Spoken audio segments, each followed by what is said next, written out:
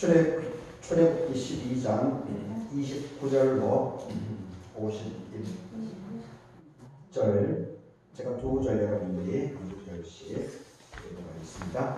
밤중에 여호와께서 애굽 땅에서 모든 처음 난 것 곧 왕위에 앉은 바로의 장자로부터 옥에 갇힌 사람의 장자까지와 가축의 처음 난 것을 다 치시매 그 밤에 바로와 그 모든 신하와 모든 애굽 사람이 일어나고 애굽에 큰 부르짖음이 있었으니 이는 그 나라에 죽임을 당하지 아니한 집이 하나도 없었음이었더라. 밤에 바로가 모세와 아론을 불러서 이르되 너희와 이스라엘 자손은 일어나 내 백성 가운데서 떠나 너희의 말대로 가서 여호와를 섬기며 너희가 말한 대로 너희 양과 너희 소도 몰아가고 나를 위하여 축복하라 하며 애굽 사람들은 말하기를 우리가 다 죽은 자가 되도다 하고 그 백성을 재촉하여 그 땅에서 속히 내보내려 하므로 그 백성이 말고 하지 못한 반죽 담은 그릇을 옷에 싸서 어깨에 매니라. 이스라엘 자손이 모세의 말대로 하여 애굽 사람에게 은근 폐물과 우복을 구하며 여호와께서 애굽 사람들에게 이스라엘 백성에게 은혜를 입히게 해서 그들이 구하는 대로 주게 하심으로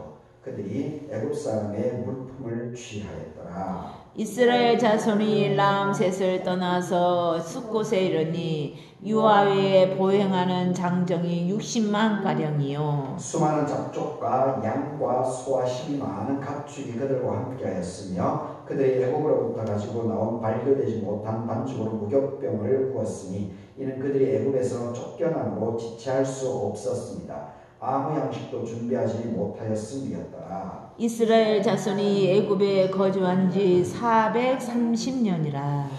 430년이 끝나는 그날에 여호와의 군대가 다 애굽 땅에서 나왔은즉 이방은 그들을 애굽 땅에서 인도하여 내심으로 말미암아 여호와 앞에 지킬 것이니 이는 여호와의 밤이다.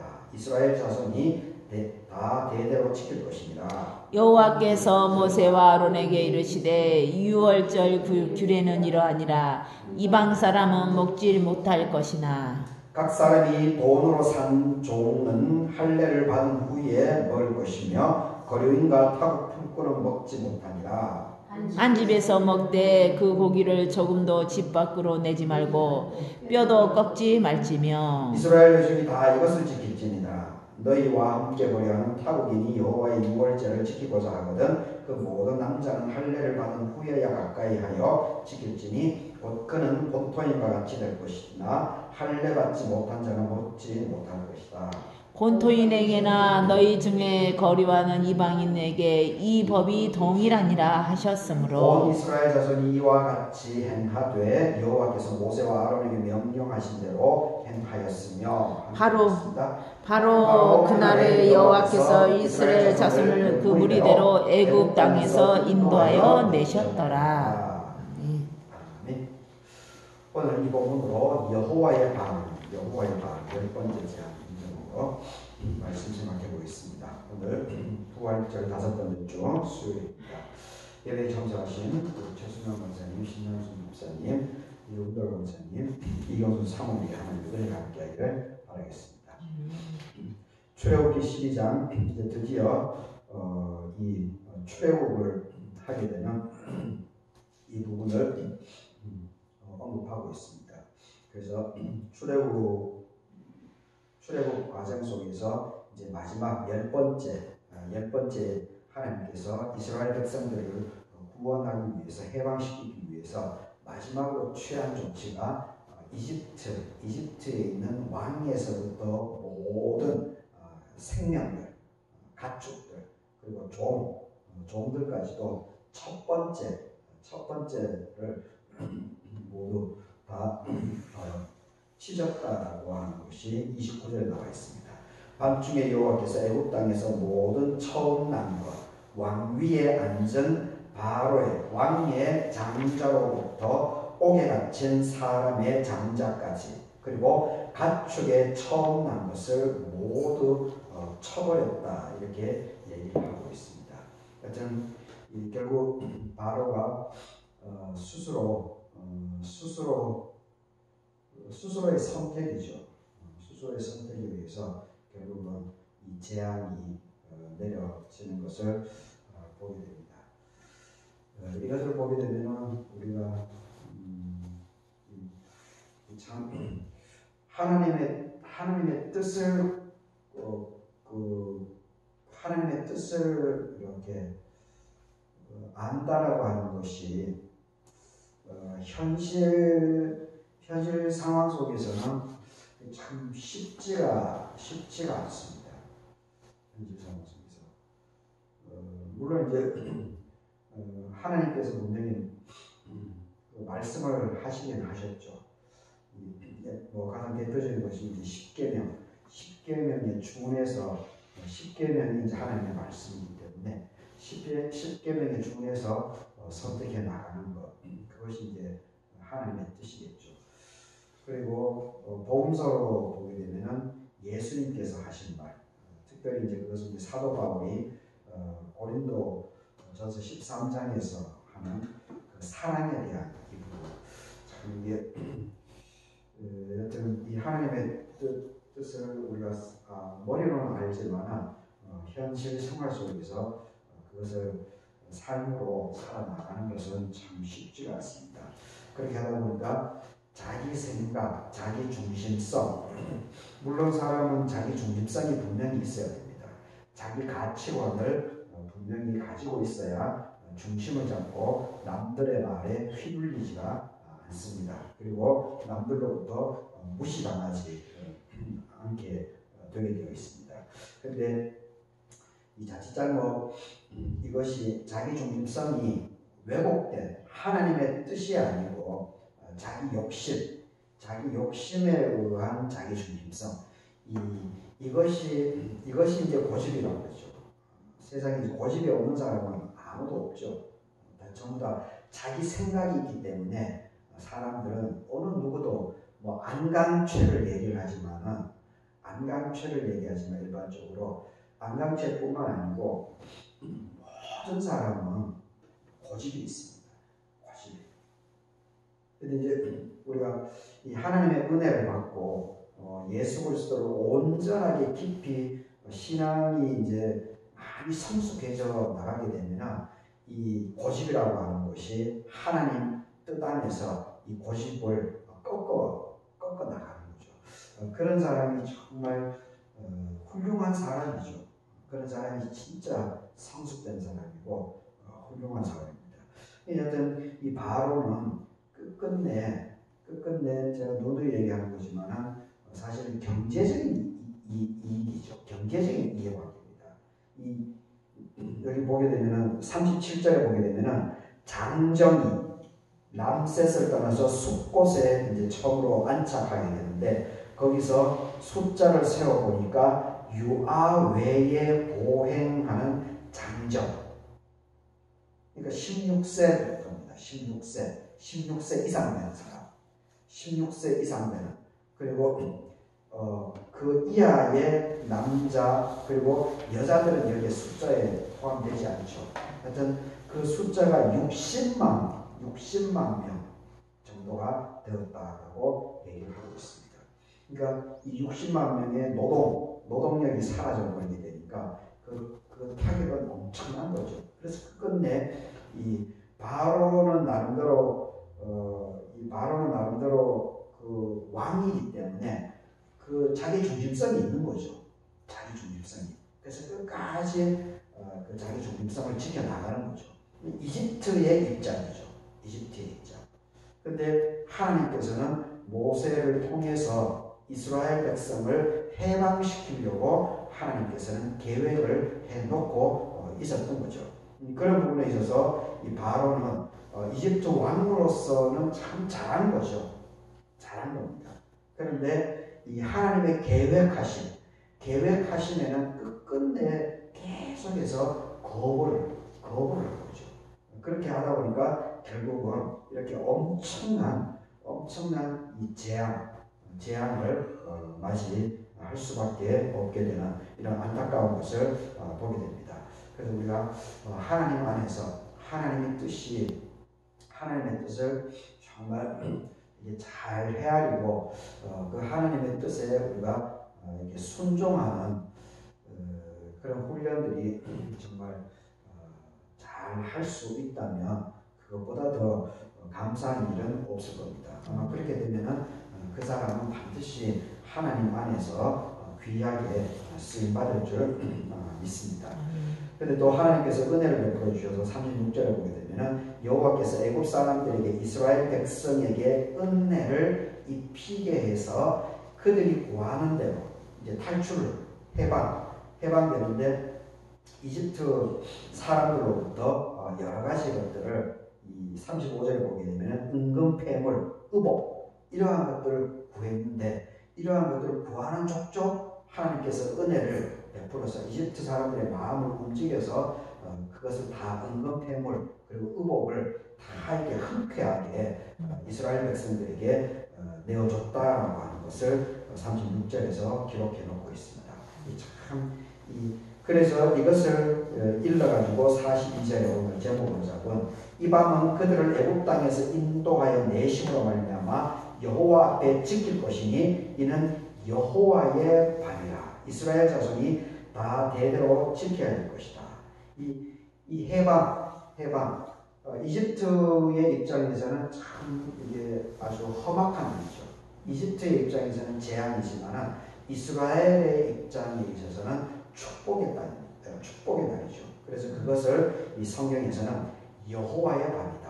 하나님께서 이스라엘 백성과 함께한 여호와의 밤이다. 이렇게 언급하고 있습니다. 이 참 멋있는 표현이지 않습니까? 여호와의 밤. 그래서 우리 교회에도 그리고 여러분들에게도 그리고 우리 교우들 자녀손들에게도 늘 이런 여호와의 밤, 이런 여호와의 밤이 늘 여러분들과 함께 할 수 있다면 그것보다 더 감사한 그런 일은 없겠죠. 나를 해코지하고 나를 무너뜨리려고 하고 나를 무시하고 나를 얕잡아오고 그런 사람들에 대해서 하나님께서 거기에 대해서 이렇게 거기에 대한 대가를 지불해 주는 것이 아니겠습니까? 거기에 대해서 그 나를 우뚝 세워주는 그것이 바로 여호와의 밤이지 않겠습니까? 여튼 우리 삶 속에 늘 항상 이런 여호와의 밤과 같은 그러한 일들이 많이 벌어질 수 있으면 참 감사하겠습니다. 이 여호와의 밤을 맞이할 수 있었던 것은 결국은 430년 40절에 나오죠. 이스라엘 자손이 애굽에 거주한 지 430년이었다. 430년이 끝나는 그날에 여호와의 군대가 다 애굽 땅에서 나왔다. 430년이 끝나는 그날이 바로 여호와의 밤입니다. 하여튼 이 430년 동안 이스라엘 백성들이 하나님을 향해서 기도하고 울부짖고 했기 때문에 바로 이 여호와의 밤이 하나님께 선물로 주어진 것입니다. 바벨론 포로는 이제 70년이었죠. 이 시편 137편을 보게 되면 거기에 이 보니엠이 이제 그 팝송으로 이제 그것을 불러주기 때문에 아주 유명한 그 시편이 되어버리는데 이 137편 거기에 보면 이 바벨론에서 이스라엘 백성들이 참 무시당하는 조롱당하는 그 안타까운 그 부분을 성경에서는 기록해 놓고 있습니다. 그렇죠. 노예로 왔으니 인간 대접을 못 받죠. 그러니까 조롱당하고 무시당하고 짓밟힘당하고 놀림당하고 그럼에도 불구하고 노예니까 그건 어쩔 수 없이 참을 수밖에 없지 않습니까? 그러면서 혼자 하나님 앞에 나아가서 기도한 것이 아니겠습니까? 그래서 그런 기도가 쌓이게 되니까 하나님께서는 70년이 지나면서 오히려 이방 왕을 들어서 가지고 하나님께서는 이 바벨론으로부터 해방을 맞이해 주게 된 것을 보게 됩니다. 이 이집트로부터 해방 430년에 그날 밤에 하나님 해방시켜 준 것도 이 이스라엘 백성들 노예 생활하면서 하나님께 부지런하게 부르짖었던 결과 그런 부분들이 있었기 때문에 하나님께서는 여호와의 밥을 허락해 주셨다라고 하는 것을 우리가 잘 기억해야 됩니다. 그래서 우리 삶 속에 여러 가지 어려운 점들이 있을 때 거기에 좌절하고 낭망하고 힘은 매금 빠지겠죠. 당연히. 그럼에도 불구하고 늘 하나님께 호소하면서 하나님께 부르짖으면서 나아가게 될 때 반드시 여호와의 밤은 하나님 때 그 카이로스 언제인지 모르겠지만 하나님의 때에 우리에게 선물로 여호와의 밤으로 주어질 줄 믿습니다. 이 40절하고 41절에 이집트의 노예 생활이 이제 430년이라고 분명히 두 번에 걸쳐서 40절, 41절에서 430년이라고 분명히 이렇게 언급을 하고 있습니다. 그런데 성경에 또 하나는 400년이라고 언급이 분명히 되어져 있습니다. 창세기 15장 이 창세기 15장 그 13절을 보게 되면 여호와께서 아브람에게 이르시되 너는 반드시 알라 너의 자손이 이방에서 객이 되어 그들을 섬기겠고 그들은 400년 동안 너의 자손을 괴롭히리니. 창세기 15장 13절입니다. 아브라함에게 400년 이집트의 노예 생활이 400년이 될 것이다 라는 것을 분명히 언급을 해놓고 있습니다. 그리고 사도행전 이 7장 6절에도 400년에 대한 이야기가 나와 있습니다.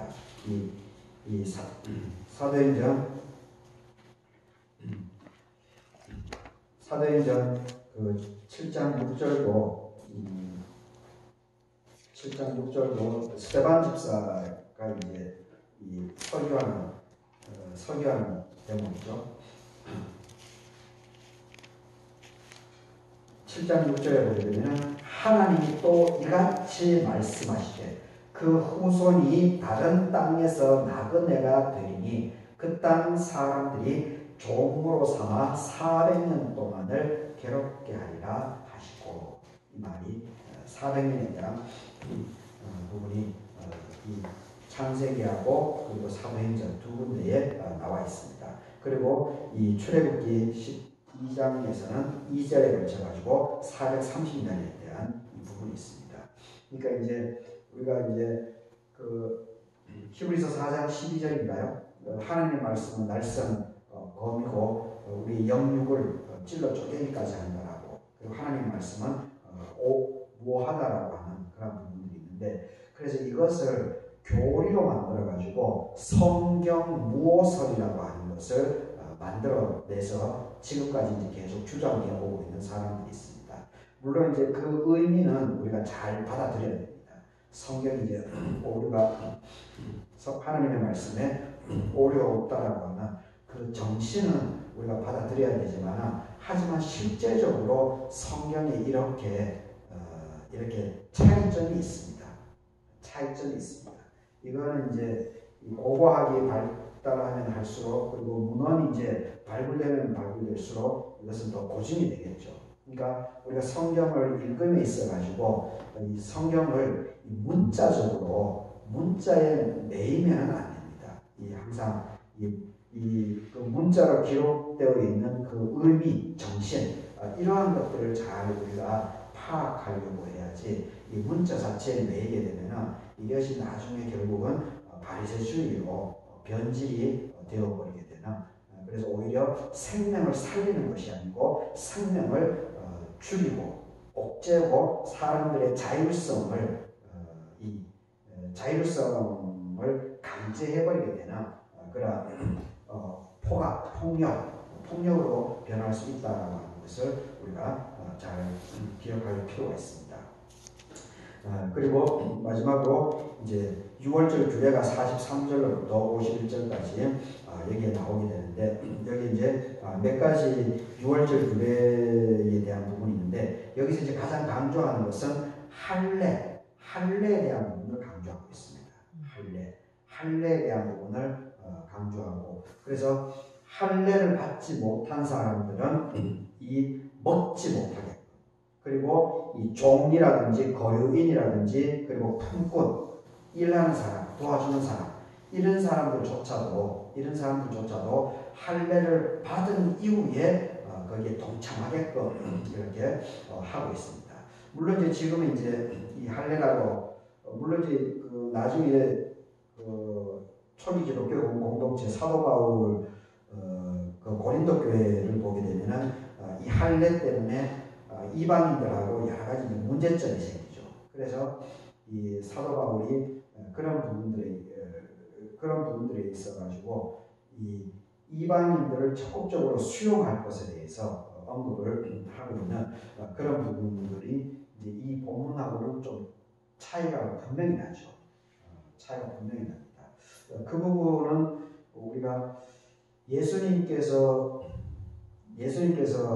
십자가에 돌아가시는 그때 그 시간에 성소와 지성소를 가로막았던 휘장이 위에서부터 아래로 찢어져 버렸다. 그래서 지성소는 1년에 한 번씩 대제사장밖에 들어갈 수 없었지만은 이제 성소와 지성소의 구분이 없어진 거죠. 그래서 어느 누구도 이제 지성소 하나님을 대면할 수 있는 그 길이 열려진 것과 동일한 그 할례 부분 그리고 사도 바울이 할례 이방인들에게 이게 수용적인 자세를 취한 것은 그런 의미로 우리가 받아들이는 것이 좋지 않을까 그런 생각도 해보게 됩니다. 그래서 여기서 또 46절에 보게 되면 한 집에서 먹되 고기를 조금 더 집 밖으로 내지 말라. 그리고 또 한 가지 조건이 뼈도 동물 양이라든지 소라든지 이런 것을 잡으면 뼈도 꺾지 말라라고 이렇게 이게 그 규례로 정해놓고 있습니다. 이 부분에 대해서는 제가 좀 더 그 주석서를 좀 더 깊이 찾아보고 연구를 더해서 나중에 좀 알려드리도록 하겠습니다. 하여튼 뭔가 공동체 내에서 필요하기 때문에 아마 이런 규례를 분명히 정했을 것입니다. 그냥 의미 없이 이런 규례를 정하지는 않았을 터인데 여튼 6월절 그래서 여튼 오늘 중요한 것은 이 여호와의 밤에 대한 이 부분을 우리가 잘 새겨서 우리 일상적인 삶이 여호와의 밤, 하나님으로부터 은혜를 받는 그리고 하나님으로부터 이렇게 구별됨을 받게 되는 그러한 삶이 우리 교회와 또 여러분들과 여러분 자녀손들에게 항상 함께 할 수 있기를 바라겠습니다. 아멘. 같이 기도하도록 하겠습니다.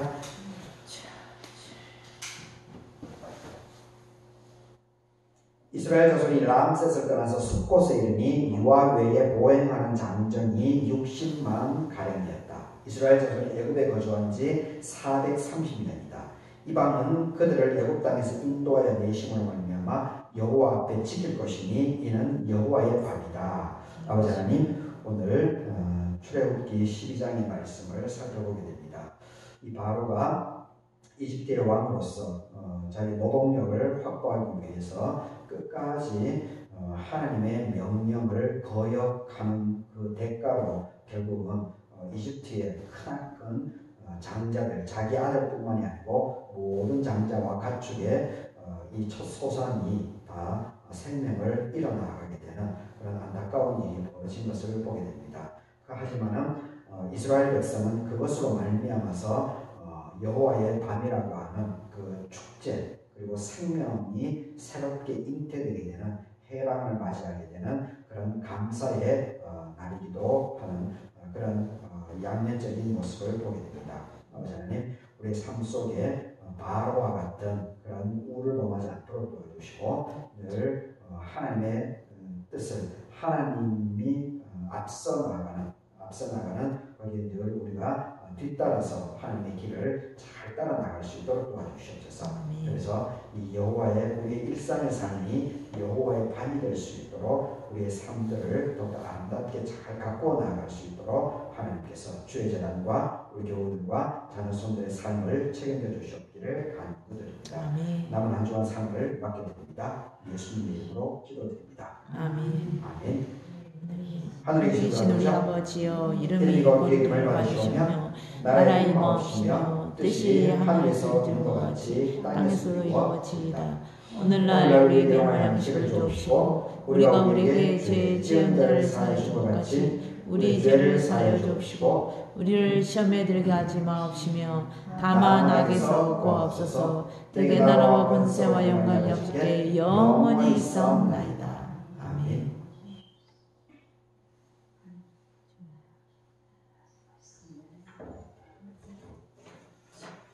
수고하셨습니다. 한 주간도 평안하시기 바랍니다.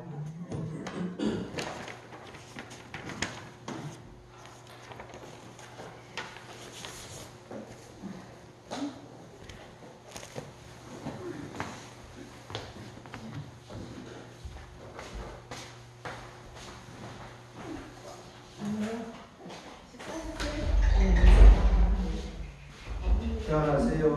근데 얼굴 빠졌어. 네, 이제 밑으로 내려갔어요. 아니 시작도 안 했지만 그거 달라